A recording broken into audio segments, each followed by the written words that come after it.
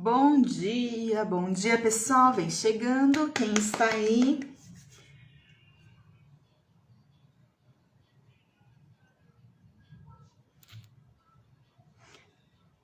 Olá, bom dia Dani, já vou te chamar, tudo bem?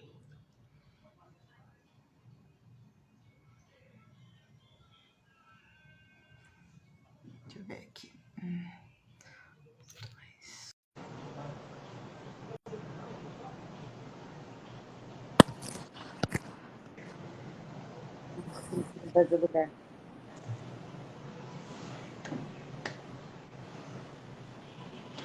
Ana, a Dani apareceu. Oi, Tô Dani. aqui. Bom Oi, bom dia. dia. Tudo bem? Tudo, e vocês? Tudo Tudo bom? bem. Então, tá Essa ótimo. imagem é a Fabiola? Ah, bom. Essa sou eu já. Eu ensaiando, ensaiei, vi a câmera, tudo certinho aí. E ainda tô de ponta cabeça, né? Pois é, Pronto. chega na hora. Eu também coloquei tudo aqui, daí a hora que eu liguei era o meu computador. Gente, tô adorando Que assim. Eu vem. nunca fiz uma live com várias pessoas. Tô achando Isso é demais. muito legal. Que bom poder te proporcionar essa sensação, Mari. Nossa, me senti importante agora. Ai, deixa eu me cobrir um pouco aqui, porque aqui tá frio. Hoje, Sério. Aqui em São Paulo também. milagrosamente, tem sol em Curitiba, que faz menos sol do que em Londres, aqui nesse lugar, né? Mas tá bem frio ainda. Nós ainda estamos com 12 graus de Nossa, temperatura. Mesmo às 11 horas da manhã e mesmo com sol, a gente tem 12 graus de temperatura. Então, meu Deus, muito frio, hein, Dani? a adaptação aqui não é uma coisa muito fácil, mas a gente leva a vida. Bom, então tá bom. Dani, eu vou aproveitar então, eu Oi. vou me apresentar, vou pedir para as meninas se apresentarem um pouquinho e depois você se apresenta, pode ser? Tá ótimo. Pode, claro. Bom, para quem não me conhece, eu sou a Mariana Bezan, eu sou nutricionista, né? E trabalho com comportamento alimentar e sou especialista em transtorno alimentar. E faço parte desse grupo maravilhoso que é o Grupo Consciência. Bom, eu sou Ana Paula, sou psicóloga, né? Trabalho com a abordagem da terapia cognitivo-comportamental, trabalho também com transtorno alimentar, né? E faço aprimoramento, estou finalizando o aprimoramento lá na USP sobre transtorno alimentar. Já atendo bastante gente com transtorno alimentar e também faço grupo aqui do Grupo Consciência.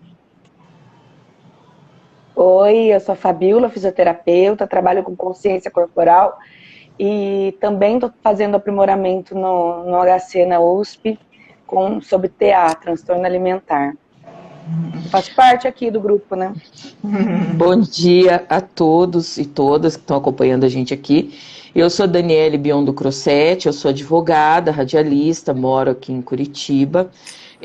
Atualmente eu tenho uma página que se chama A Gordofobia de Cada Dia, que nasceu de uma entrevista que eu fiz para o Jornal Plural e de todas as minhas vivências com a gordofobia e a minha experiência pós-bariátrica, reversão, que a gente vai explicar um pouquinho mais se isso é uma reversão ou não no decorrer da conversa, né? Hoje eu somo também junto ao movimento Cultura Gorda de São Paulo, que vem buscando aí uma cadeira junto à prefeitura, para que a gente comece a trabalhar, eu represento aqui no Paraná, que a gente comece a trabalhar movimentos que propiciem também representatividade dos corpos gordos na cultura, nos livros, no teatro, no cinema, enfim, como pessoas normais, né? Como, entre aspas, como pessoas que não são só as pessoas amarguradas, que não são só as pessoas num drama lutando pelo emagrecimento, que não são só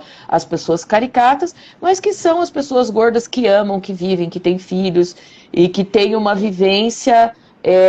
O corpo gordo pode ter a mesma vivência que um corpo padrão. Então, esse é o trabalho do movimento Cultura Gorda dentro da questão da cultura, e daí também com direitos das pessoas gordas, políticas públicas para as pessoas gordas. Então, a gente vem implementando a experiência de vida como pessoa gorda, como pessoa que passou por uma bariátrica e emagreceu bastante, que optou por retornar a ser uma pessoa gorda para ter mais qualidade de vida, mais saúde mental, enfim.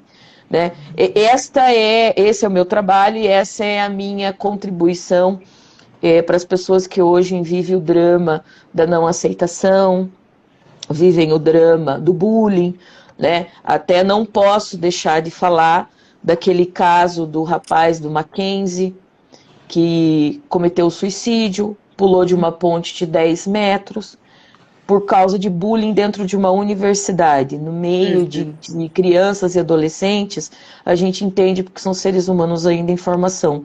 Agora, num ambiente acadêmico, de pessoas que já são adultas, que já estão formadas, causar tamanho abalo e tamanho transtorno num ser humano, a ponto dele tirar a própria vida, isso é uma característica gravíssima da nossa sociedade e que nós, pessoas não padrão, como eu, precisamos aí usar a voz que nós temos, se a gente tem algum espaço, tem alguma visibilidade, usar esta voz para a gente eliminar a gordofobia de todos os espaços. É isso mesmo, é isso mesmo. Por isso que você está aqui, para a gente precisa falar sobre isso, né, Dani? Quanto mais a gente falar, mais isso vai sendo repercutido e criando consciência nas pessoas, né? Porque a gordofobia, ela vem sido passada de geração em geração. Então, às vezes, até uma criança tem uma fala gordofóbica, sendo porque o pai falou alguma coisa. Ela não tem nem sabe o motivo, né? Que ela tá repercutindo aquilo. Então, a gente precisa explicar realmente tudo com muita calma para quem realmente está aberto a entender, né? E são muitas pessoas, né? E daí eu penso que essa nossa conversa, né, acaba ficando muito mais ampla, né, gente? Não só para as pessoas que têm um IMC a mais, né? Mas eu penso assim que é para o público em geral que não existe um padrão, que assim, não é ter um IMC tal e ser feliz, mas é que cada pessoa, dentro das suas características, dentro da sua realidade, pode ser feliz, pode ter a sua vida, pode realizar seus sonhos e não simplesmente ter que vestir uma calça número tal, né? Que a gente precisa entender que a vida é muito mais do que um número, a vida é muito mais do que uma imagem, né? Do que um conceito, né? Porque eu também fico pensando do quanto essa cultura da magreza, da moda, né? Ao mesmo tempo que é uma fábrica de fazer dinheiro, também é uma fábrica de machucar pessoas. Porque quando a gente vai olhar e estudar a literatura, a gente descobre que tem quase 400 tipos de corpos no mundo. Né? Cada um tem sua raça, cada um tem sua raiz. E é desse lugar que a gente precisa falar, né? Então, assim, hoje nós estamos aqui falando mais dessa questão das pessoas que não têm um corpo padrão dentro de um IMC perfeito, mas o quanto isso se amplia, né? Eu ia falar sobre isso, sobre essa questão do corpo, dos formatos dele, que é um corpo bonito. Um corpo bonito que nos proporciona o que a gente quer fazer, né? Se você quer dançar, se você quer ir ao cinema, se você quer trabalhar, que seja um corpo saudável nesse aspecto, que não te traga desconforto, que te traga prazer para fazer qualquer que seja a atividade que você escolheu. E a gente tem padrões de corpos assim que não são reais, né? E aí as pessoas que nascem com um corpo totalmente, com uma estrutura totalmente diferente, que é um corpo extremamente saudável, mas com a estrutura diferente do corpo que foi pré-estabelecido aí pela mídia, ela fica a vida inteira sofrendo, fazendo cirurgias, fazendo tratamentos, fazendo dieta, fazendo exercício, para tentar chegar num padrão que não é o padrão dela, e ela não vai conseguir chegar naquilo. E ela entende que ela só vai conseguir ser feliz na hora que ela chegar a ter com aquele corpo. E não é uma realidade, né? Você pode ser feliz de qualquer forma. O que eu digo é o seguinte, o meu lema que eu tive que passar por muitos percalços para descobrir, que o corpo perfeito é aquele onde habita uma alma feliz. Sim. Né? Sim.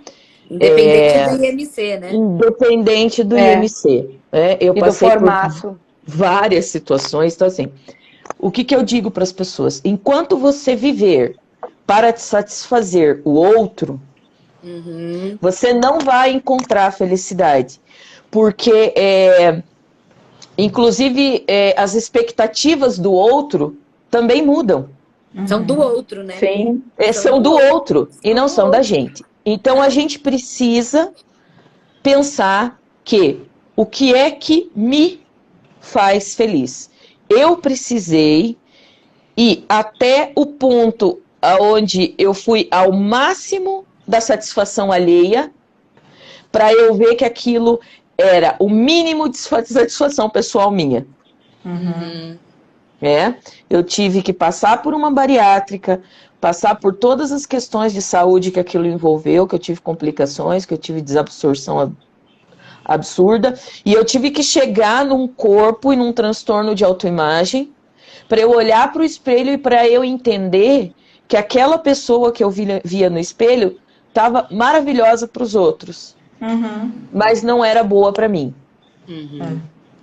Então, quando eu olhei aquilo e falei, esta pessoa não sou eu, e eu não quero viver desse jeito, porque até que me disseram que eu, gorda, não poderia continuar vivendo daquele jeito, eu vivia daquele jeito. Eu estudava, eu trabalhava, eu toda a vida paguei minhas contas, fui independente, fui autossuficiente, fazia tudo o que eu queria.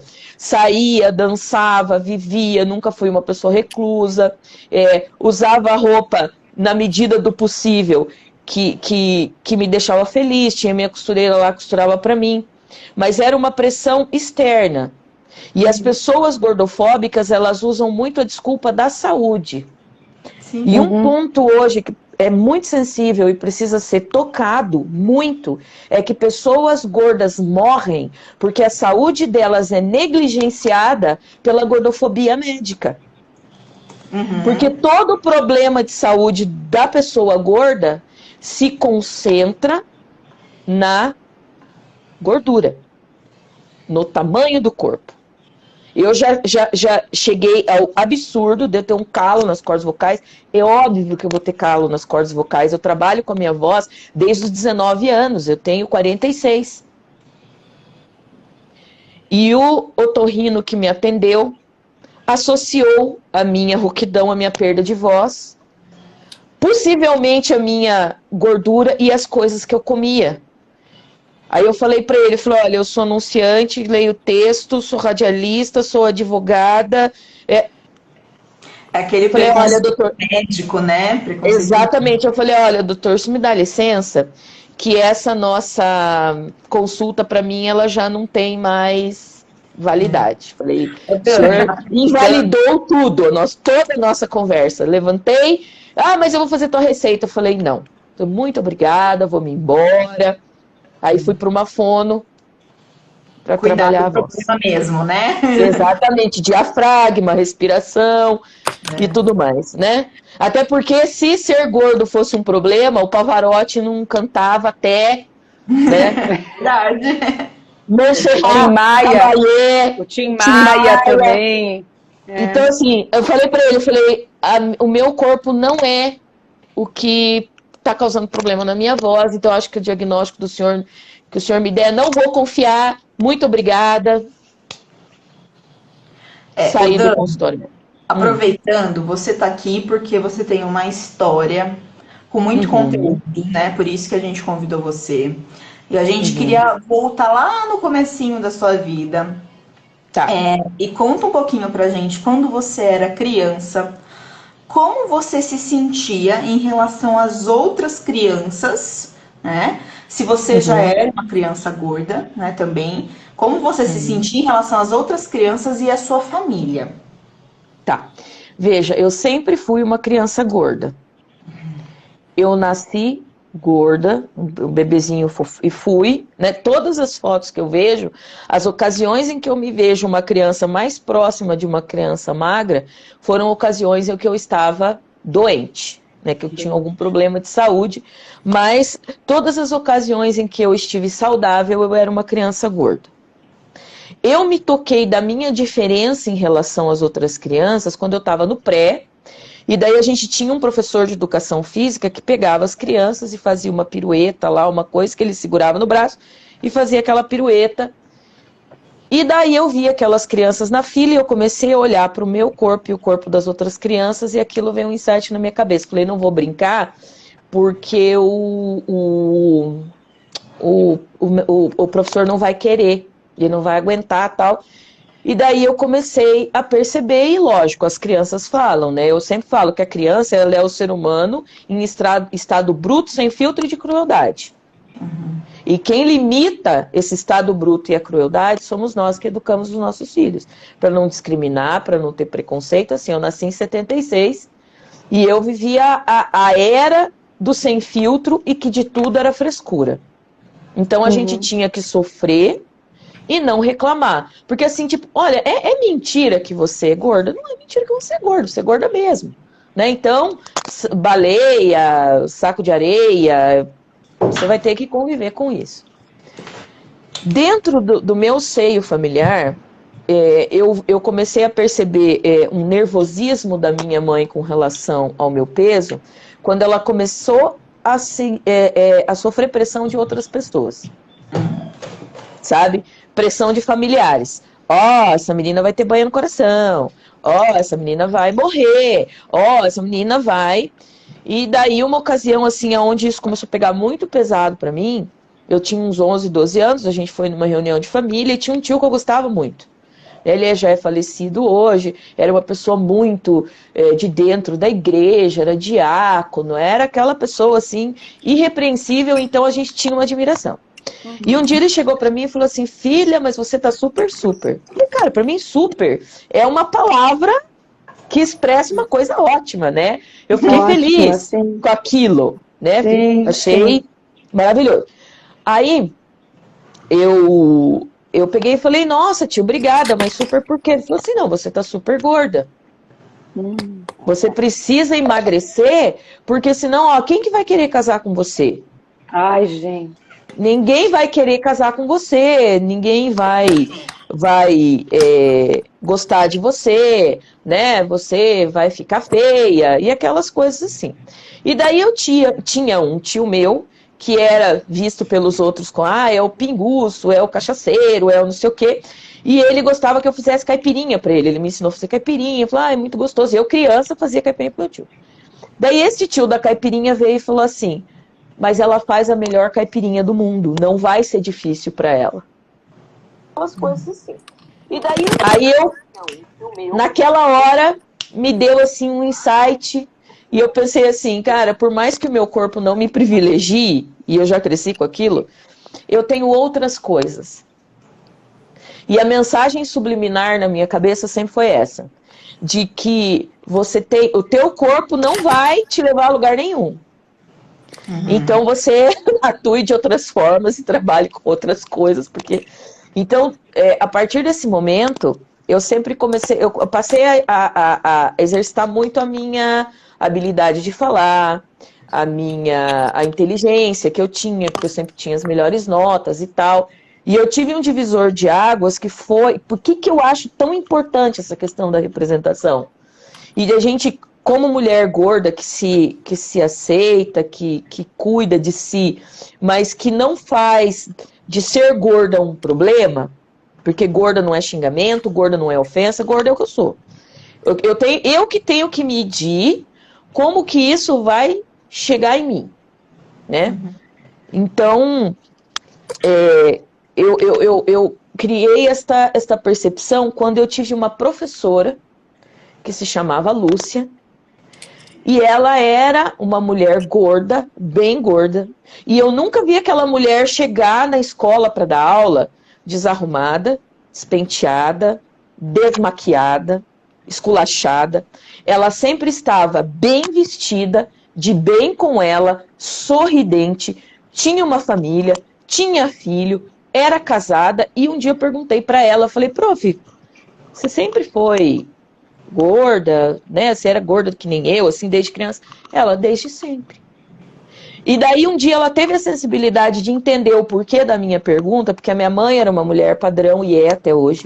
A minha irmã é uma mulher padrão e era, tem que estar com 50 e poucos anos, mas é uma mulher padrão. Sempre foi, desfilava, era modelo e tal. Esses eram os meus parâmetros. Uhum. Né? E era com elas que eu era comparada. E isso era muito ruim para mim. E daí o dia que essa professora chegou, aí um dia ela me chamou e falou assim, Lázara, venha cá, que era o meu primeiro nome.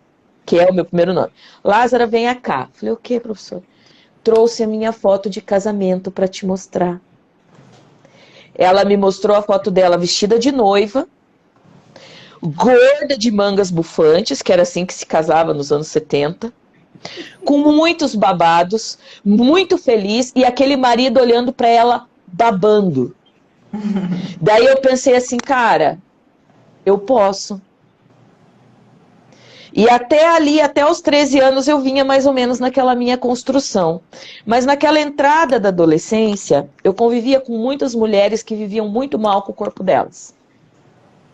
Que eram pessoas próximas, que eram amigas da minha mãe, porque assim, o meu histórico é assim, nunca tive muito próxima de família. O meu pai trabalhava em construtora de obra, então a gente se mudava muito. As pessoas próximas da gente eram os nossos... amigos da firma, né, que a gente falava. E aquelas mulheres viviam eterna insatisfação. Então era aquela coisa, chá, remédio, regime aquela loucura do regime da lua, que hoje eu olho e falo assim, cara, isso aqui é o jejum intermitente, a dieta da USP. Né? Vinha escrita no papelzinho pra gente, a dieta da USP. Tipo, você vai emagrecer 10 quilos em 10 dias e não vai engordar nunca mais. Isso. E eu nunca pedi, mas as pessoas vinham me oferecendo. Falaram assim, você não quer tomar esse chá? Aí aquela coisa que eu vinha construindo caiu por terra pra mim. E daí eu comecei uma luta silenciosa contra mim mesma. Pra todo mundo tava... ok externamente, aquela minha corrida atrás de dieta, talvez para minha mãe tenha sido um alívio, porque aquela coisa, não deve ser fácil para ela ser minha mãe, porque não conseguir comprar roupa, né, não conseguir sempre ter crítica, porque veja, eu tenho uma filha. E dentro do consultório pediátrico, eu sentia gordofobia. E o desespero do médico da minha filha seguir o meu padrão. E ser uma criança gorda. Sempre que ela passava alguns gramas acima, eu voltava deprimida da consulta, porque aquela coisa, por mais que ele nunca tenha falado isso, pra mim, aquilo ficava implícito que se a minha filha fosse gorda, a culpa era minha. Eu que não estava sabendo alimentar, eu que comia... Porque assim, eu não sou uma pessoa que come mal e eu não sou uma pessoa que come muito. Então eu já entendi que pra mim, esta é a minha forma de existir. E pra mim, hoje em dia, tá tudo ok. Mas voltando lá na adolescência, eu comecei a sofrer bullying na escola. Era aquela coisa assim, de meninos virem falar pra mim, olha, eu quero namorar você, mas a gente não pode... estar junto nos lugares. Isso foi uma coisa que eu nunca aceitei, porque eu lembrava lá do olhar do marido da minha tia Lúcia na foto do casamento. Eu falei, é isso que eu quero pra mim. Então eu nunca aceitei muito isso, mas aquele período foi um período crucial. E o que aconteceu? Tinha um cidadão que, na cidade que eu morava, que chamava o Dr. Magreza. Que ele era conhecido por emagrecer todo mundo com uma fórmula natural. Eu era menor de idade e não podia ir. Aí uma muito amiga da minha mãe falou assim, olha, eu tô indo no Dr. Magreza. É tanto. E eu era assim tão fora da casinha que eu tava assim, tipo, 7ª, 8ª série, eu fazia trabalhos de alunos do ensino médio para ganhar dinheiro.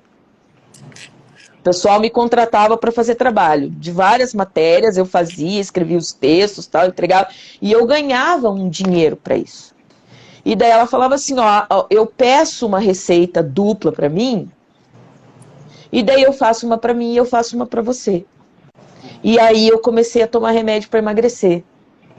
E daí de uma menina de 13 anos que pesava 70 quilos, que nem era o cúmulo do absurdo, com 1,60 m, eu comecei a fazer a sanfona. Porque daí eu emagrecia, daí eu parava, engordava mais, parava, engordava mais, parava, engordava mais. E na minha idade adulta eu fui até uns 20 e poucos anos, até uns 21, nessa sanfona desesperada. De engorda, emagrece, engorda, emagrece. E daí, Dani, eu entro aqui com o gancho do que a Samba Plus Size tá super É a Cláudia, minha amiga do grupo nosso, da cultura gorda. Beijo! E ela tá trazendo, né, essas dietas, diversas dietas, inclusive, que você fez, o risco que foi de você desenvolver um transtorno alimentar. Exatamente. Qualquer pessoa que faz uma dieta está se colocando em risco de desenvolver um transtorno alimentar. Foi muito próximo de tudo que podia ter acontecido comigo. Todas as tragédias foram as mínimas.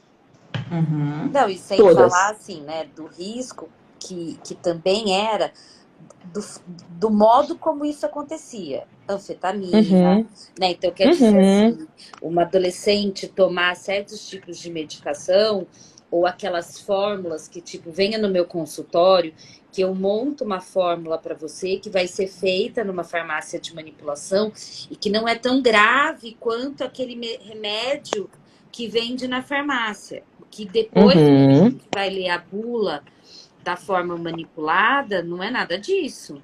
Claro que não é. E eu sentia isso. É muito mais bomba do que aquele remédio que você compra na farmácia convencional.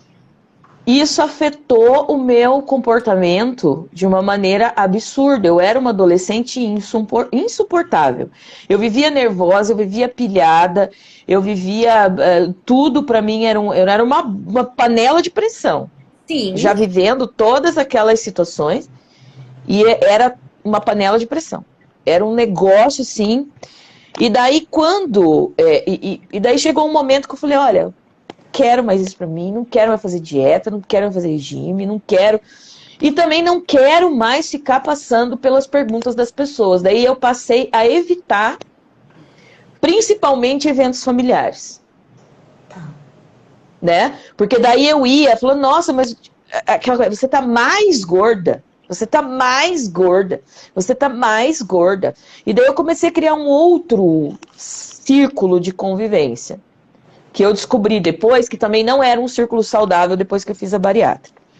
Aí eu fui indo, e com 25, 26 anos eu tava com 140 quilos. Por causa desse vai e vem, vai e vem. E daí eu pensava assim, gente, eu não levo uma vida sedentária, eu trabalho feito uma louca, eu caminho, eu faço tudo a pé, faço tudo subir escada. Realmente eu não entendia, mas aí eu falei assim, vou dar uma pé nesse assunto e tá tudo certo. Só que daí eu trabalhava numa multinacional e um dia teve um treinamento de saúde, né?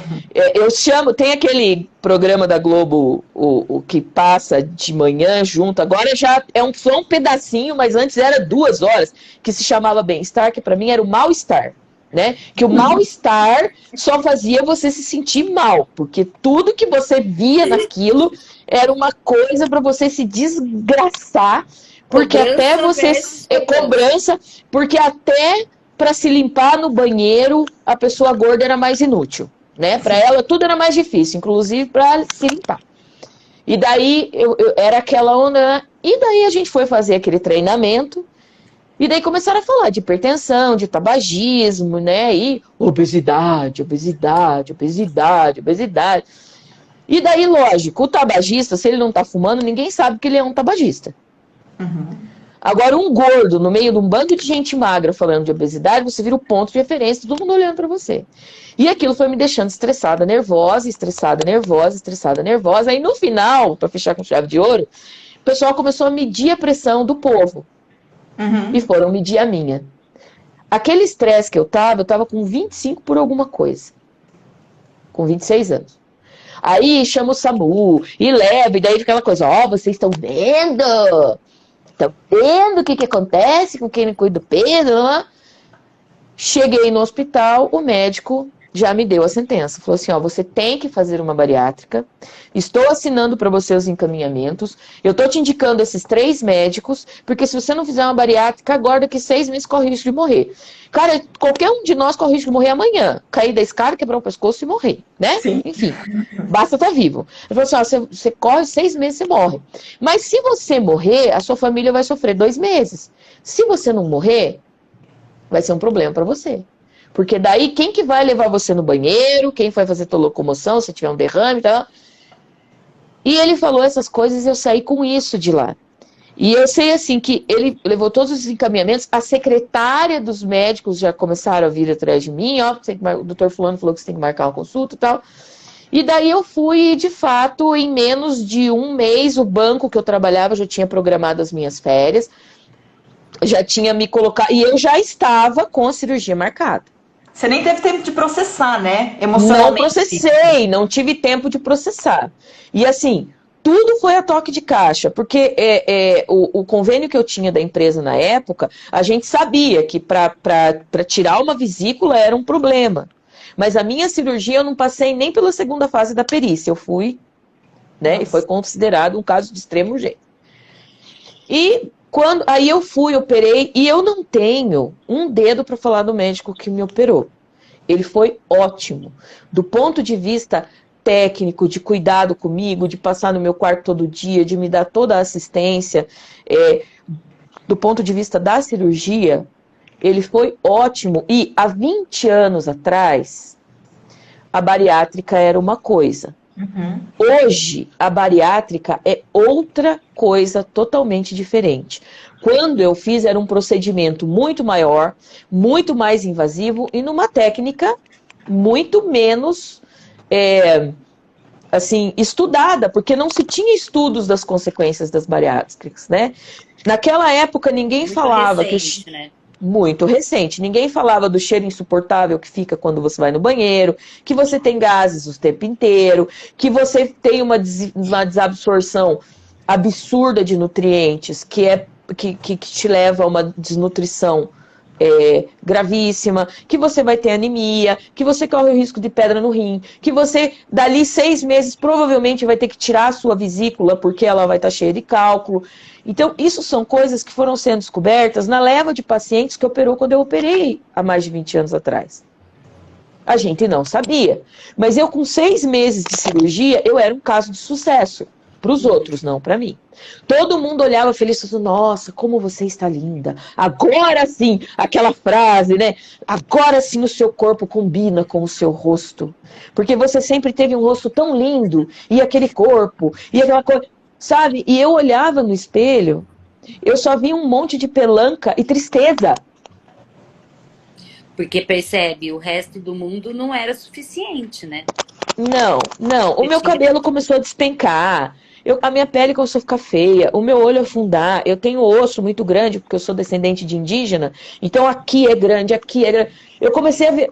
Eu olhava pra mim e falava, cara, essa pessoa não sou eu. E eu comecei a ficar muito infeliz. E daí você entra, e eu tive depressão pós-parto também, e com conhecimento de causa eu consigo fazer esse comparativo. Que você olha, para quem olha de fora, ó, emagreceu, tá linda, tá ótima, tá isso. Por que ela tá triste? É a mesma coisa que aconteceu quando eu tive a depressão pós-parto. Olha, o sonho da vida dela. Ficou 4 anos fazendo tratamento para ter um filho. Teve uma filha biológica, uma criança saudável, tem um marido que cuida dela, tem tudo, tem uma profissão. Por que ela tá com depressão? As pessoas não entendem porque isso está dentro de você. Então eu comecei a olhar nisso. Pode falar. Você sabe que tem um trabalho da Unicamp, né? Que fala sobre essa questão do processo de você mudar o seu corpo depois de uma cirurgia, inclusive até uma cirurgia plástica, estética, porque o seu corpo, o teu cérebro está acostumado com aquele teu corpo, e aí você a sua identidade muito rápida, e não deu tempo do cérebro acostumar com aquela sua nova imagem, você tem um emagrecimento muito rápido, e por isso que causa muita distorção de imagem no pós-operatório, principalmente de cirurgias grandes, a cirurgia que você fez ou alguma outra cirurgia até estética. E aí a pessoa se angustia, porque o cérebro dela não está acostumado com aquele novo formato. Você e sabe até como ele se acostumar... Eu me senti uma pessoa amputada. Eu fui amputada de mim. Sim, exatamente. Eu fui amputada de exatamente. mim. Então eu olhava aquilo, eu não me conformava. E daí eu comecei a sentir os efeitos. Por exemplo, antes de eu fazer a bariátrica, eu trabalhava o dia inteiro, eu estudava de manhã, trabalhava até de noite, voltava para casa 3 horas da manhã, eu acordava para estudar, para fazer trabalho, eu tinha aquela energia. Depois da bariátrica, eu desmaiava dentro da faculdade. Nossa. Se me faltava ar, porque assim, eu estava muito anêmica. E a anemia, ela interfere na tua recepção de oxigênio. Se eu tivesse falando, depois da bariátrica, o tempo aqui que eu tô falando, provavelmente eu ia cair de cara aqui, porque eu desmaiava. Porque me faltava ar.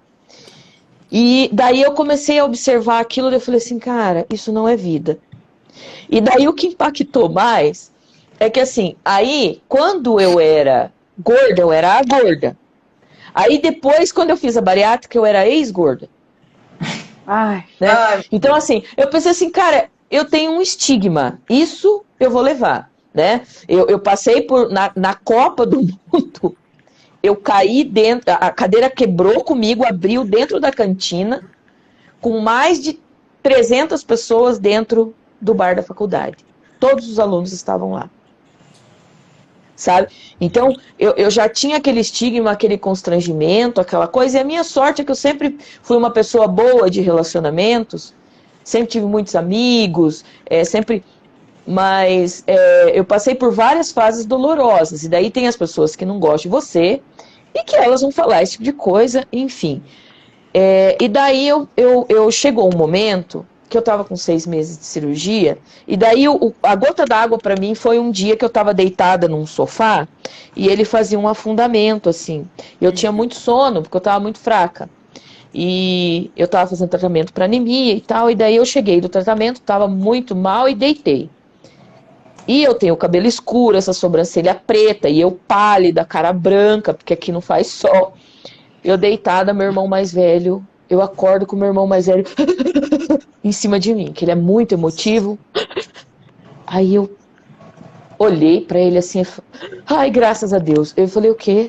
Ele falou, você tava deitada aqui dormindo, eu peguei na tua mão, você estava muito gelada. Eu olhei pra você, eu não conseguia ver você se mexendo pra respirar e tava sem coragem de botar o dedo no teu nariz, porque eu achei que você tava morta. Aí eu olhei pra ele e falei assim, cara, eu tô morta. Aí eu marquei uma consulta pro dia seguinte. Aí eu fui lá no meu médico, peguei e falei pra ele, falei, olha, e ele levava foto minha pra congresso e tal, o antes e o depois, né? Aí eu peguei e falei assim, tem como reverter essa bagaça? Daí ele pegou e olhou pra mim e falou, olha, eu vou te explicar que reversão não é propriamente a palavra. Porque eu fiz isso aqui no seu corpo. Aí que ele me explicou o que tinha acontecido no meu corpo, que antes eu não sabia. Eu cortei essa parte, eu desviei por aqui, fez um bypass por aqui, dadadá. Isso aqui que foi feito não vai dar para desfazer. Mas eu posso fazer uma coisa, o quê? Posso abrir tua banda gástrica e o teu estômago dilatar de novo. E daí é bem provável que pelo o teu padrão de corpo você vai voltar a engordar. Mas eu acho isso uma loucura. Daí eu falei, uma loucura foi eu ter feito essa cirurgia, não devia ter feito isso nunca. E daí eu falei pra ele, pra quando que a gente consegue marcar? Daí ele falou, olha, eu tô com meu... Isso eu já tinha tirado a vesícula. Com 3 meses de cirurgia eu precisei tirar a minha vesícula. Porque tava puro cálculo e até hoje eu, recorrente, todo ano eu tenho que ir fazer litotripsia para não ter queda de cálculo e não passar por todo aquele transtorno de um cálculo renal que desce. Deixa eu só fazer um parênteses, Dani, Pode. Sobre esse assunto, um corte. Eu venho na minha cabeça, não sei se vocês já viram essa charge, é um desenhozinho de um pódio de 3 andares. Né? E o primeiro andar é um corpo bem emagrecido, anoréxico, com um soro, né? Tipo, enfim, magra, né? Extremamente doente, né? Então, tanto pode ter sido, eu enxerguei você nesse cenário, quanto as meninas com anorexia que a gente acaba pegando, né? Então, Uhum. a que custo se chega nessa magreza, né? E tem vários caminhos para Exatamente. chegar lá, né? E assim, e o Tem. quanto é importante, né, a gente poder ter esse tipo de reflexão que a gente está tendo hoje, que assim, o que é a vida, o que vale a pena, né, é corresponder a uma imposição do mercado ou é parar para se autodescobrir, é parar para se conhecer, se ponderar, se planejar, né, porque assim, essa sua experiência, Dani, ela é de extrema importância, né? Porque foi tudo feito a toque de caixa, foi tudo feito sem olhar para as suas características, sem conhecer quem você era, o que pensar e o que ter melhor como estratégia. Mas não, logo foi te direcionado um padrão, né? Eu acho que a primeira coisa que precisava ser pensada é assim, toda mulher que estiver pensando nisso, eu preciso disso? Não, e assim, eu preciso disso, outra coisa, eu tô fazendo isso para quem e por quê? E como que eu Uhum. posso É o fazer? único Porque caminho, né? é o único caminho, porque assim, uma coisa é a importância da gente aprender a se cuidar, certo? Isso todo Sim, mundo tem Uhum. direito e deve sim. fazer isso, né? Agora, a grande questão é o como, é o para quê, com qual finalidade, né? Eu preciso ser magra para quê? Eu preciso ter tal corpo para quê? Para quem? Como?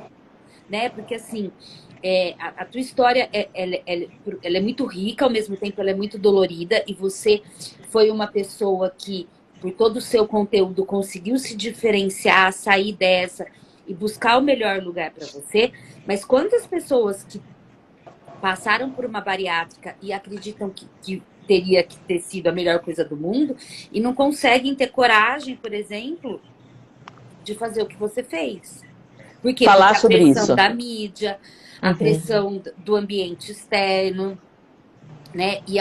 Toda hora que você fica falando, né, que você está contando, eu fico pensando como que era a questão da roupa para você, a questão social, né? Não só pós-bariátrica, mas também antes bariátrica, né? Porque Sim, o mundo não quer, por exemplo, eu conheço gente que vai daqui para os Estados Unidos para comprar calça, sim, Sim. para comprar sim. camiseta. Por É quê? um Porque custo aqui no muito Brasil, alto. porque aqui no Brasil não tem roupa para pessoa. Hoje a E Ana, gente já tem. Pode falar. essa coisa que você estava falando do corpo, né? De você, e quando eu tiver esse corpo, ontem no Ambulim eu tive acompanhei uma aula com mulheres com MC alto e foi uma aula de dança. Foi Caraca, uma aula que eu fiquei encantada. Eu dancei junto com elas estavam na aula e eu dancei. Eram 12 mulheres. E aí era uma professora de Belém e ela estava dando essa aula online. E ela fez uma coreografia com uma música, que eu não vou saber qual é a música, mas é uma música que fala: você é poderosa, você é linda, maravilhosa, e aí, eu não tô nem aí pra você. Então ela fazia umas poses debochadas, e ela: eu não tô nem aí pra você. E elas faziam assim. Gente, eu amei, fizemos a coreografia várias vezes, durante 1 hora. E aí, quando terminou, eu agradeci todas elas pelo aquele experimento que eu tive com elas, junto com elas, do corpo dançar, do corpo se divertir. Elas gargalhavam, elas estavam todas felizes, uma brincando com a outra, fazendo pose. Eu falei: olha que lindo isso, você pode dançar, você pode ser feliz numa festa, sem se preocupar se você está acima dos padrões ou não. Eu amei Exatamente. aquele momento ali. Ô, Dani, e Porque. agora uma pergunta. Pode Você falar. fez a cirurgia para reverter, né? Uhum. Eu abri a banda gástrica, né? Que Isso. a gente fala reversão, mas assim, é preciso que as pessoas entendam que a bariátrica que foi feita na minha época, ela, no total, ela é irreversível. Mas a abertura da banda gástrica fez com que eu voltasse a ser como eu era, que eu queria. É um músculo. Sim. Mas você ainda tem algum tipo de... Tem sequela que ficou? Sequela... Tenho, eu tenho dumping você tem ainda. dumping? Tenho dumping. Mesmo tendo aberta a banda gástrica, eu não posso comer muita carne. Tenho um problema sério daí. Isso reflete. Eu tenho que fazer reposição de ferro sempre. Eu tenho que fazer reposição de vitaminas Sempre. Tá. Eu tenho que cuidar, eu tenho que tomar muita água para me hidratar, bastante, até para poder fazer o trânsito de toda essa reposição de vitamina e ferro que eu preciso fazer. Tá. Durante a minha gestação, eu precisei ir uma vez por semana, a partir das 28 semanas até as 39, que foi quando a minha filha nasceu, uma vez por semana no serviço médico, no hospital, fazer uma reposição de Noripurum com soro. Sim. Nossa. Porque eu tenho que controlar muito, muito, muito a minha alimentação, porque se eu deixar a minha alimentação de lado e não fizer a minha reposição de ferro, eu vivo com anemia. Tá. E os meus números são sempre limítrofes. Tá? A sequela intestinal, ela é eterna. Né? Tá. Você sempre vai viver cheio de gases e você sempre vai... quando você vai no banheiro, você tem que comprar alguma coisa para você levar nos lugares, porque é extremamente constrangedor. Né? Isso é uma coisa assim que é um efeito que é perceptível, porque você viveu a tua vida inteira antes com o teu corpo. Né? E você sabia como ele funcionava.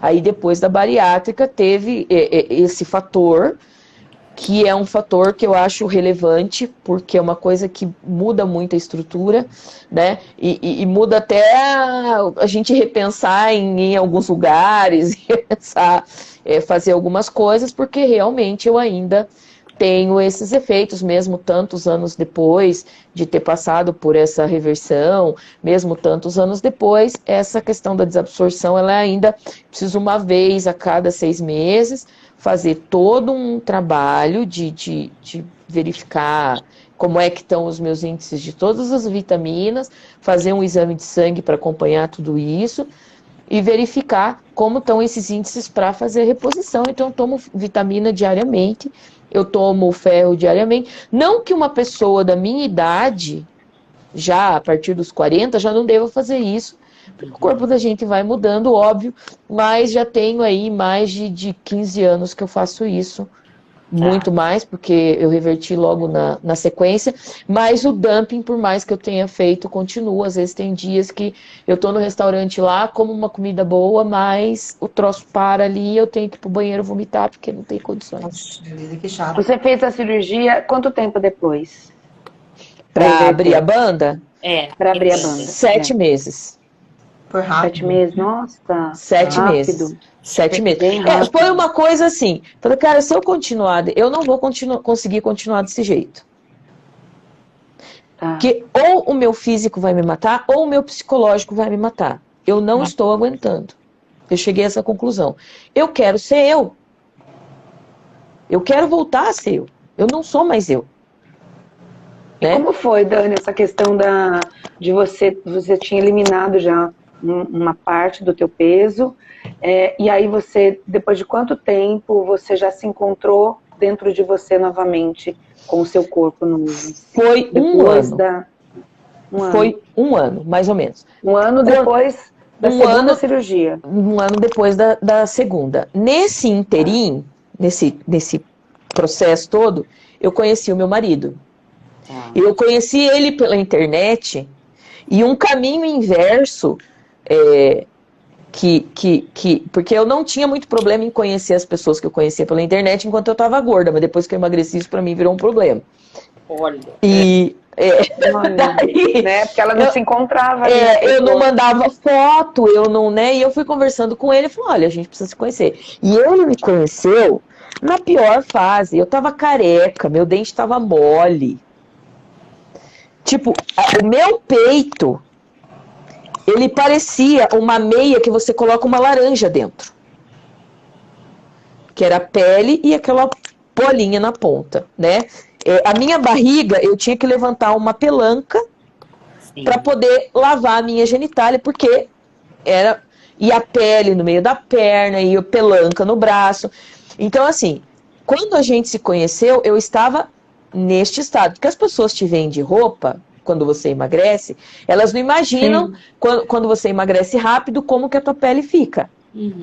Né? Toda Isso para mim era um problema, porque quando eu estava gorda, eu tirar a minha roupa não era um problema, porque é aquela coisa, uma pessoa que vê uma foto minha gorda ou me conhece gorda, ela não vai achar que a hora que eu tirar a minha roupa, eu vou tirar todo aquele enchimento que tá ali e vai ser outra coisa que vai encontrar por baixo. Enquanto que o excesso de pele era isso. Você tá de roupa, você tá com uma cinta, você tá com uma blusa que não mostra, tudo esconde. Agora, né? E ele me conheceu nesta pior fase. E daí, junto, eu fui me fortalecendo. Porque daí eu já estava conseguindo me alimentar melhor. Eu já estava fazendo o tratamento de sangue, porque os meus eritrócitos estavam em 1900 e alguma coisa. Estava muito, muito feia mesmo a minha anemia. E eu já estava fazendo tratamento médico para anemia, e ele ia comigo toda semana fazer essa reposição no hospital e tal, né? E daí eu fui melhorando e fui engordando nesse processo, né? E daí eu sabia, lógico, hoje eu não tenho os 140 quilos que eu tinha na época, né? Eu cheguei ali nos 95, eu parei de engordar e estabilizou por ali, né? Porque também a gente começa a fazer todo um cuidado, se cuida da alimentação e tal, né? Eu ainda hoje, o meu problema é que eu sou aquele que eu já reconheço que eu sou aquele padrão do beliscão, né? Eu tô ali, só mascando alguma coisa que... Ô, Dani, e deixa eu te perguntar uma coisa agora. Hoje em dia, quando você fecha o olho, você consegue visualizar esse corpo que você tem? Consigo. Você se enxerga nele? Uhum. Me enxergo, compro roupa. Você consegue acertar o número da roupa pegando, assim, tudo, próximo? Tudo. Por exemplo, uma questão assim, eu tenho uma amiga que ela se chama Márcia Ribas, que ela tem uma loja aqui em Curitiba. Ela começou com desapego, tal, e pegava roupas de umas pessoas, vendia para as outras, tal. E daí ela mandava as fotos, falava assim, não adianta você mandar foto para mim, porque, ó, isso aqui não, mas nós vamos achar uma coisa, nós vamos achar. E ela abriu uma loja, e a loja dela, embora atenda mulheres padrão, atende mulheres gordas. Ela foi atrás dessas confecções. Que legal. De roupas, né? que nos vistam bem. Que a minha profissão não permite que eu ande esculachada. Eu sou advogada, eu tenho que, né? Não, e ela assim, não, falou... Desculpa, só te cortar, Dani, mas assim, eu acho que é nem só pela sua profissão, mas é o seu direito de ser humano, de se sentir bonita, de colocar uma roupa legal, né? De, sabe assim, tá maquiada, poder, né? E não ficar com aquela coisa de que assim, eu tenho que comprar uma roupa do corpo de magro e ficar naquela de estica e puxa. Exatamente. Mal, porque eu tenho que usar a roupa do padrãozinho da moda, né? Sabe, e o que eu acho assim, tudo o que você fizer para se sentir melhor, você tem que fazer. A minha batalha contra a gordofobia é que para que as pessoas gordas sejam aceitas e respeitadas como elas são, e que elas tenham políticas públicas e representatividade, e que o direito delas seja respeitado como pessoas gordas, que elas sejam enxergadas como seres humanos. Porque eu sou a prova viva de que nem toda pessoa gorda tem isso como uma patologia. Às vezes isso é uma condição, uma característica e uma forma de existir. Esta é a minha forma de existir. E eu preciso que todo mundo... E isso precisa ser respeitado. Exatamente, que todo mundo entenda. Eu tenho um exemplo muito próximo na minha família de uma pessoa que fez a cirurgia bariátrica. E um dia ela disse uma coisa pra mim, há muitos anos atrás, e aquilo ficou tão impactado em mim, que é assim, ó. Ela trabalhava no setor de banco também, né? E ela tinha que fazer algumas análises. E ela tinha um superior para quem ela precisava apresentar essas análises. Se valia a pena emprestar o dinheiro para aquele cliente, como emprestar, como cobrar, se o cara ia ter perna para pagar, parará, parará. E um dia ela falou assim para mim, que depois que ela fez a bariátrica, pelo mundo masculino que eram os chefes, o trabalho dela passou a ter um outro olhar. Olha que absurdo. posso te contar uma coisa? A minha análise não mudou em nada. Eu não fiz nenhum curso diferente. O meu trabalho tem a mesma qualidade de quando eu tinha 125 quilos. Só que hoje eu peso 55 e hoje eu sou ouvida. Hoje, quando eu vou na mesa dele, ele olha para mim, né? Então, é desse lugar que a gente precisa lutar, entender, né? Exatamente. Para você ter uma ideia, lembra que no começo eu falei que eu saí do meu grupo de amigos, que eu parei de falar com um monte de pessoas, porque eu descobri que quando eu era gorda, eu era convidada para um tipo de passeio, de evento. E depois que eu emagreci, aí um dia, vamos dançar, vamos em tal lugar. E eu sempre gostei de dançar. Eu falei, nossa, que estranho, né? A gente nunca saiu para dançar, sempre ela rodízio, pizzaria, karaokê, essas coisas. Então tá, então vamos dançar. Aí conversando com uma outra menina, falou, não, mas a gente já vem toda quinta-feira aqui há anos. Nossa. E eram amigos, assim, que eu tinha a maior estima naquelas pessoas. Daquele momento que aquela menina me falou aquilo, eu catei a minha bolsa e fui embora sem dizer tchau para essas pessoas. Quantas pessoas passam por isso e não têm essa coragem, né? Exatamente. Sim. Então, assim, eu tenho uma prima minha que ela namorou anos um garoto. E que os dois namoravam dentro do carro. Ele nunca desceu num baile para dançar com ela. E a gente não convivia muito, e um dia a gente se encontrou e teve lá. Eu falei, escuta aqui, o fulano não vai entrar, não? Dela, não, ele fica no carro. Eu falei, tipo, o cara foi buscar ele na casa dele, no teu carro, aí vocês namoraram, aí vocês foram pro motel, aí vocês voltaram, e o cara não vai entrar aqui com você? Tipo, você deu pra ele, você transou com ele agora, e ele não vai ficar... Dela, ai não, mas a gente já namora, mas dá certo assim pra gente. Falei, você já parou pra pensar por que ele faz isso?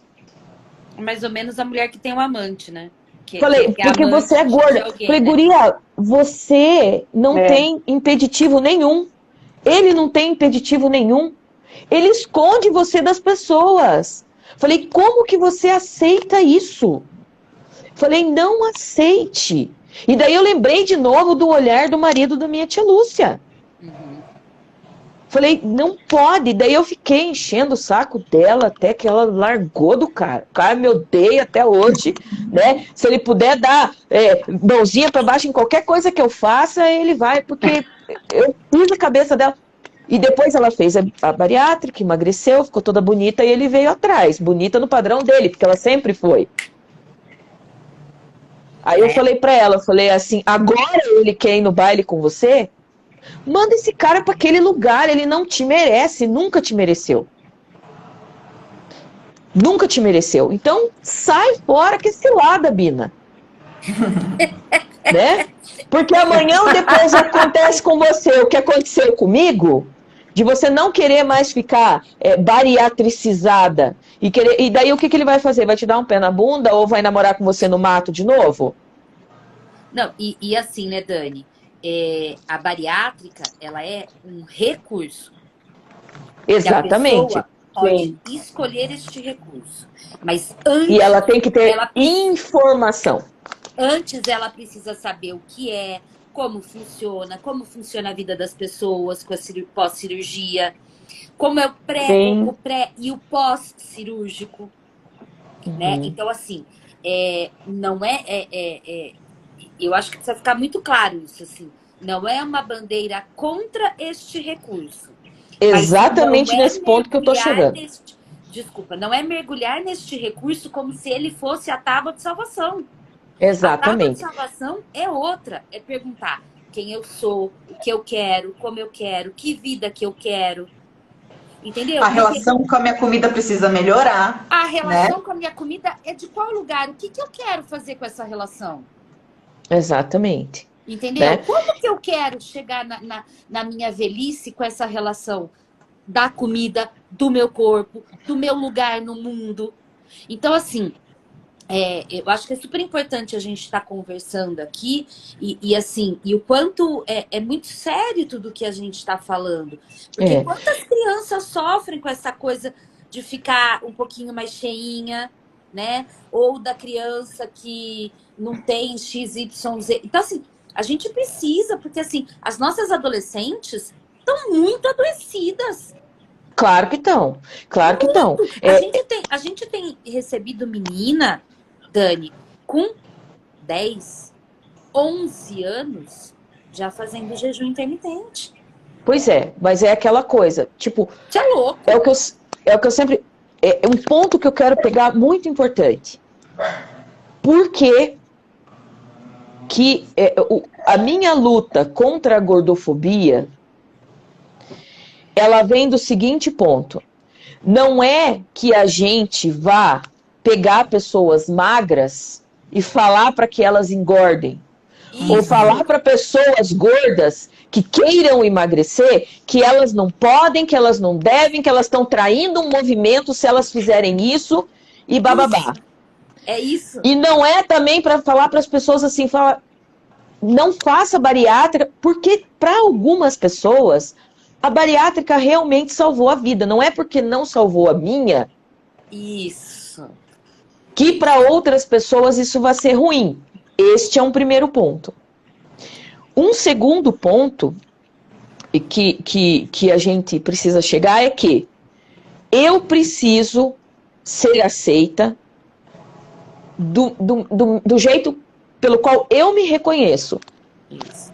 Eu sou um ser humano que não, você é desrespeitoso, você que não me conhece me abordar me oferecendo uma dieta, o telefone de um médico, é uma patologia das pessoas assim, mas eu me preocupo com a tua saúde.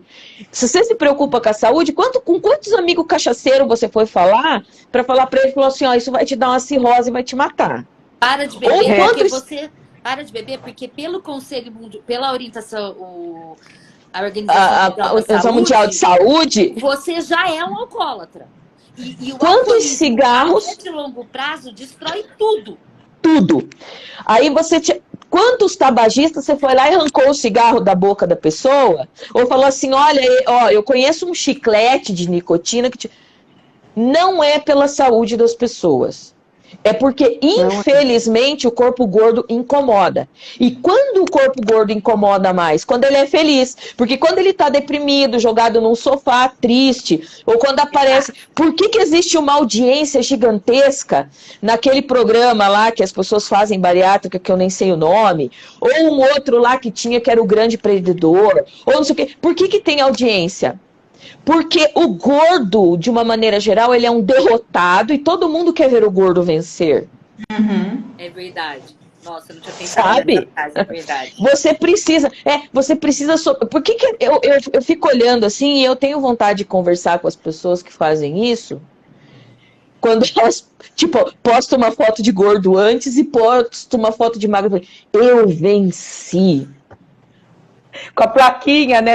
Uma batalha quilos. Contra quem? Cristo Redentor. Você pode até ter vencido, mas você é a você mesmo. É aquilo que você pensava, é aquilo que era valor para você. É o teu autoconceito. Mas não que isso tem que ser espalhado no mundo como a semente da salvação.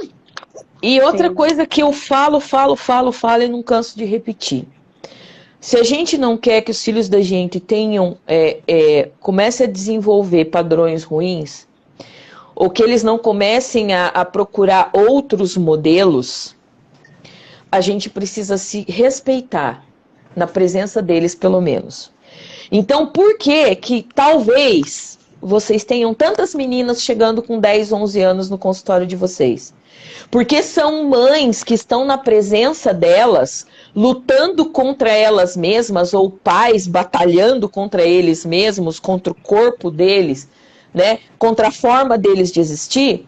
Porque até uma determinada idade, a mulher mais bonita para a criança é a mãe, e o homem mais bonito é o exemplo que ele tem. É aquele cuidador dele, que é o melhor modelo de ser humano. Então, por isso que a gente tem que trabalhar muito no exemplo. Se você, toda hora que você olha no espelho, na frente, na presença do seu filho ou da sua filha, você falar mal do seu cabelo, você falar mal da sua barriga, você falar mal da sua bunda, você falar mal do seu peito, você falar mal do seu corpo, aquela criança que espera de você que seja um modelo, vai olhar, cara, o meu modelo tá quebrado, eu vou ter que procurar outro. Uhum. E a mídia tá aí para jogar modelo distorcido na cara dessas crianças o tempo inteiro. E assim, né? E a que preço, né? Que essas meninas padrões da mídia, né? Da moda, né? Dessa indústria toda vivem, né? Que qualidade de vida tem, que emocional que você vê, têm. o que eu acompanho lá a Thaís Carla, que é uma dançarina, a Mayara Russi, que é uma modelo. Nós temos aqui em Curitiba, para mim, a mulher gorda mais linda do universo que eu já vi, que é a Déia Guiar, que ela tem lá a página dela, chama @Dona Déia, ela escreve sobre várias coisas, ela trabalha com humanização, ela é da área da saúde, a humanização na saúde. Então ela tem textos muito significativos e a Déia é realmente uma mulher linda. E tem tantas outras pessoas, né, que são pessoas gordas que estão aí se expondo, estão falando sobre o seu corpo. A Flávia lá no Samba Plus Size, tantos outros artistas, tantas outras pessoas. E o que a gente recebe de hater, eu já nem respondo, eu já falo, ó, gente, você vem me odiar, eu tô aqui pra amar. Então, não deu match, tchau. Eu já bloqueio, não quero nem ler e também não vou nem me dar o trabalho de responder. Né? Porque a pessoa não quer me entender, ela quer me atacar e ela quer me diminuir pelo ser humano que eu sou. E por que eu vou querer uma pessoa dessa do meu lado? Por que eu vou querer dialogar com uma pessoa assim? Não tem condições. Jesus Cristo expulsou os vendilhões do templo. Eu não tenho tempo para ser tolerante com a intolerância. Então eu sigo em frente na minha vida. E a gente vê ali tanto hater ali, né? A Thaís Carla posta dançando o dia a dia dela, cuidando da filha dela. O marido dela é um homem muito bonito e tal. E esse é um problema tão grande para as pessoas, porque dá pane no radar. Às vezes, quando eu vou com meu marido nos lugares, a gente está num restaurante, as pessoas viram o pescoço assim, ficam olhando, né? Eu ouvi na faculdade, dentro do banheiro, a menina não sabia que estava dentro do banheiro. Eu falei assim, você viu o namorado veio buscar ela? O que aquele homem está fazendo com aquela gorda? Então causa um espanto nas pessoas. Mas assim, você, cara, pessoa gorda, você tem que entender, você tem que passar para o mundo que você é um ser humano sexualizado, que você namora, que você faz sexo, que você dança. O seu corpo merece, você tem que ter prazer. Você tem que namorar, você tem que se dar a liberdade de ser tocada. Quanta mulher gorda vem conversar comigo e vem me perguntar, eu falei, cara, porque o carinha tá me procurando, porque eu não sei, porque não sei o quê, né? Porque será? Eu falei assim, o que você acha? Você acha que quando o que ele pensa, ele vê você é gorda? O que você acha que o cara pensa a hora que você arrancar a tua roupa? Junto com a roupa vai sair a gordura? Se o cara tá te querendo, é porque ele quer você. É porque você é uma mulher interessante para ele, porque você desperta a libido dele. Sabe? Então a gente tem que deixar, a sociedade tem que entender que a gente não está mais disposta a nos limitar. É preciso mostrar que a gente tem sexualidade, que a gente gosta de dançar, que a gente quer viver, que a gente pode ter filho, né? É uma coisa assim também, você chega uma mulher gorda querendo ter filho, né, falando que você quer ver, trabalhar, ver como é que tá, porque eu fui procurar um médico, porque quando eu engravidei eu já tinha 37 anos, eu já tinha feito tudo na vida, falei, agora é hora de ter filho, agora vamos lá, né, mas uma mulher gorda falou assim, olha, mas você tem certeza que você quer engravidar? Porque você pode ter diabetes gestacional, porque a sua pressão pode subir, porque você pode ter problema, porque pode ter uma eclâmpsia. Cara, que mulher que não corre o risco de passar por isso, sendo gorda ou sendo magra? Qualquer uma. Independente do formato e do peso do seu corpo. Porque existem as questões genéticas. Aí você fala assim, mas tudo bem, você quer ter um filho? Você vai. Mas você tem certeza que você quer um parto normal? Eu não fiz um parto normal por uma opção 100% minha. Com muito estudo, eu falei, olha, a minha médica perguntou pra mim. Ela falou assim, você quer, né, a gente conversando sobre parto, como é que você quer fazer? Eu falei, olha, eu quero fazer uma cesariana. Por isso. Você não vai esperar o trabalho de parto? Eu falei, vou esperar 40 semanas. E foi uma decisão 100% escolhida, pensada, e durante 6 meses da minha gestação trabalhada, porque eu entendi porque era melhor para mim. Mas ninguém tem o direito de tirar de uma mulher gorda o parto natural que ela queira ter. O direito de qualquer mulher, né? De qualquer mulher, isso é violência obstétrica. E eu acho que né? até assim, pensando assim no tempo, assim, só para a gente não cansar muito as pessoas e deixar esse tema mesmo na cabeça de todo mundo, que assim, eu acho que a nossa live ela é muito importante hoje no sentido de trazer a consciência de que não existe um formato, não existe um padrão para a gente aprender a respeitar, valorizar, aceitar e amar o outro. Que cada um precisa cada vez mais ter a autoconsciência, saber aonde está, né? Então, assim, por isso até que é super importante estar conversando com você, Dani. Não só pela sua vivência, mas por toda a sua força, por quem você é, pela aquilo que você coloca para o mundo refletir, né? E isso que é muito importante hoje, né? Estarmos aqui para a gente poder pensar que nós estamos numa luta de que as mulheres não têm que continuar nessa cultura, nesse estruturalismo da magreza, de ter que agradar o externo, de ter que ter uma forma para que o outro te reconheça, para que o outro te aceite. Independentemente do lugar de mulher, de profissional, de pessoa, de mãe, né, de paciente, né? Então, assim, o quanto é importante tudo que que você está trazendo para a gente poder pensar, né? Com certeza. E ela consegue juntar nós três, né? Uma fisioterapeuta, uma psicóloga, uma nutricionista. Total. Ela consegue você consegue fazer com que a gente fique assim enlouquecido com isso, porque é tudo que a gente estuda.